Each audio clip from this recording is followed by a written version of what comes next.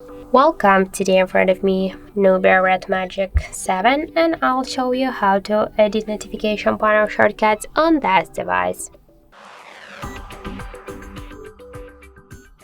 So first let's open the notification panel, and now we can see here a lot of different icons. We can add or remove some of icons here or just to change their positions, and to do that you should click here to this plus, and now we can see here all the available just shortcut here. If you wanna remove some from these features, you should just click here on this minuses on the right upper corner by this way, and you can see that they are here now in this down invisible section with these shortcuts. So if you want to add some shortcuts from here by the same way, just click to the pluses on the right upper corner, and just to save the changes, click here to OK. And now we can see here that we just change the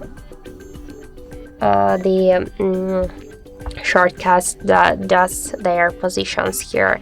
We can also just change their positions by this way, just hold and drag them. So as you can see, that's so simple. You can mix them here as you will like, and to save the changes, click to OK, and that's it. So thank you for watching, and if you found this video helpful, don't forget to leave a like, comment and to subscribe our channel.